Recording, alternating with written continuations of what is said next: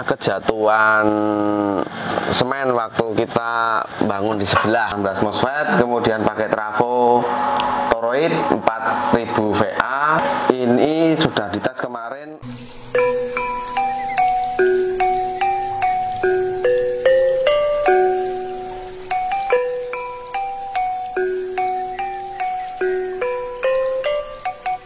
Sudah keliling tadi untuk spek yang ada di rumah Pak Dwi Anta, dan sekarang kita akan ngobrol-ngobrol sebentar, terutama nanti alasan mengapa memasang PLTS.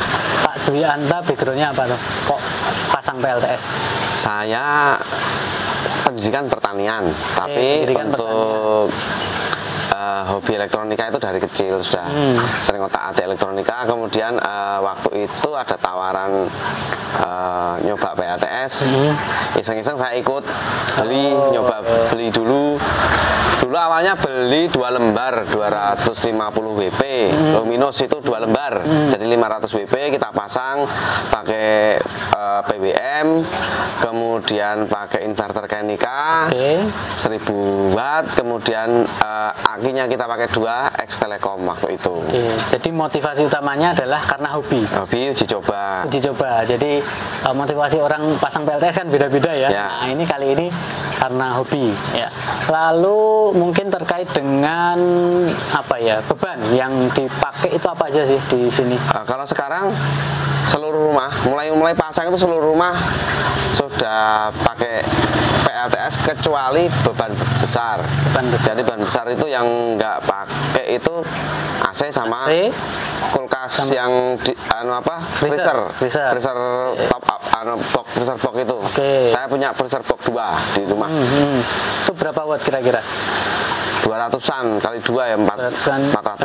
Oke, berarti kalau total yang dibebankan ke sistem PLTS-nya berapa watt? Continue sekitar 700-800. 700 sampai 800 watt yang tapi tidak continue-nya kalau malam itu sekitar 300-an buat continue. Kecuali pas pompa air nyala, mesin cuci nyala itu kan naik. Kalau yang continue itu sekitar 300-an. 30 sekian. Continue. Berarti bebannya tadi ke lampu jelas ya? Lampu ya. Lampu hampir semuanya dari PLTS. Semua lampu, router, terus TV, charger segala macam. Mesin cuci, pompa air. Ya. Oh, berarti sama kalau pas masak pakai ini apa? Magicom toh? Magicom itu. Berarti Magicom juga masuk di bebannya sistem. Ya, tapi kan tidak terus-menerus. Rasanya masaknya aja. Berarti sisanya seperti beban AC dan freezer itu ke PLN. Kalau tagihan PLN-nya rahasia nggak ini?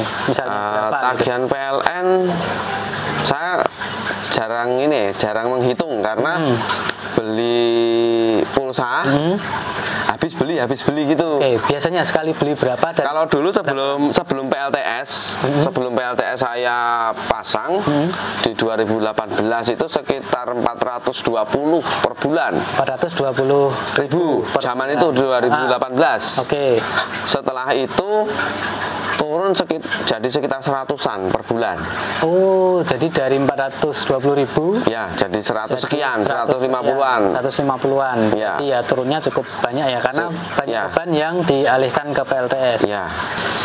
Berapa biaya yang sudah dikeluarkan untuk instalasi PLTS sampai dengan saat ini? Pertama, awalnya saya habis sekitar 6 jutaan sekian untuk pembelian pertama itu. Waktu beli panel, SCC-nya masih PWM, kemudian pakai baterai X Telekom, kemudian inverternya kita pakai Kenika yang 1000 watt itu, yang PSW 1000 watt itu. Kemudian setelah itu kita up, nambah sampai sekarang kurang lebih ya habisnya sekitar 25 juta. Baru 25 juta? Ya, padahal banyak tuh dari sudah sampai baterai lithium dan sebagainya, bahkan tadi panel surya juga cukup banyak, tapi baru habis 25 juta. bagaimana bisa? Ini kan instalasi saya kerjakan sendiri sebagai hobi. Instalasi kita cuma belanja itu aja. Kemudian kalau ada barang yang sudah tidak kita gunakan tapi masih berfungsi, kita tukar tambahkan. Ada teman yang masih mau membeli, misalkan panel. Saya ini rencana juga mau menukar yang 100 WP ini. Saya tukar ke 300 WP per lembar. Oke, berarti mungkin ini tipsnya ya. Mungkin bagi teman-teman yang menyaksikan ini, kalau untuk menghemat lagi biayanya, kalau mau upgrade itu teman-teman bisa tukar tambah gitu ya, untuk barang-barang atau komponen yang sudah tidak terpakai bisa ditukar tambah. Nah, itu mungkin tipsnya ya. Karena tadi cuma 25 juta dengan spesifikasi tadi itu saya agak, masa sih cuma 25 juta gitu. Ya, karena instalasi kita kerjakan sendiri. Tidak membayar. Kita kerjakan sendiri. Kadang yang bikin mahal itu instalasinya agak lumayan loh. Naik ke situ, terus bawa kabel, bawa segala macam, itu kadang biayanya lumayan. Tapi kalau kita bisa kerjakan sendiri sembari hobi, tidak masalah itu. Oke, baik.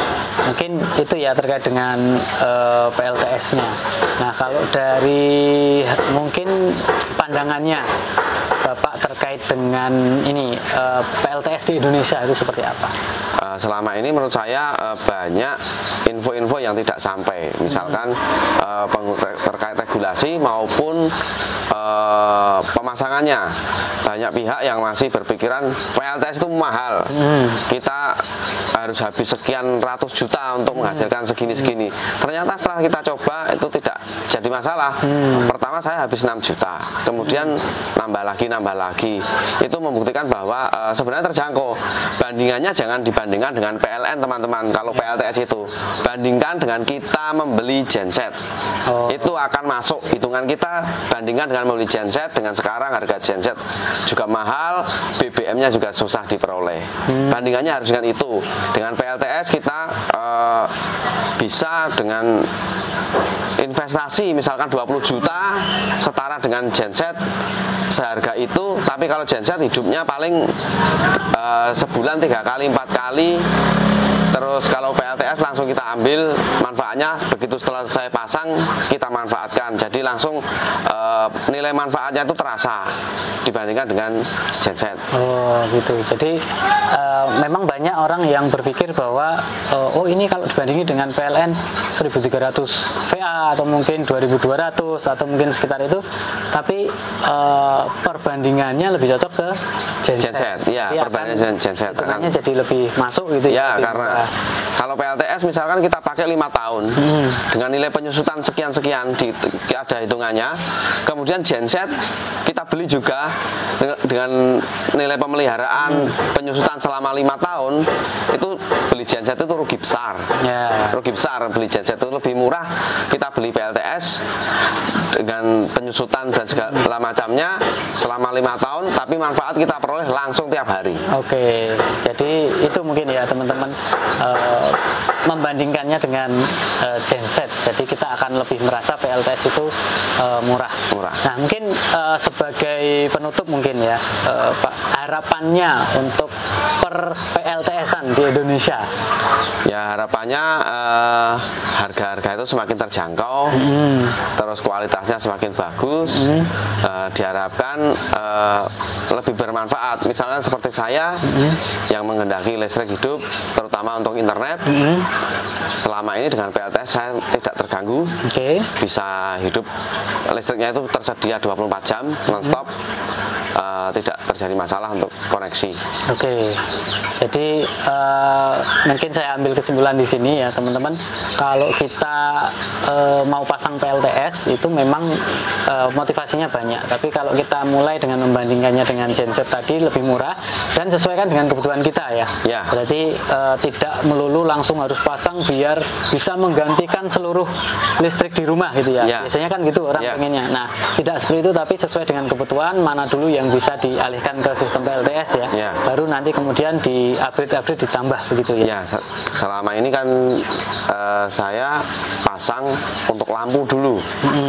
sama untuk internet biar tidak terganggu. Internet harus nyala 24 jam, lampu juga harus nyala 24 jam karena saya pakai lampunya terkonek dengan WiFi.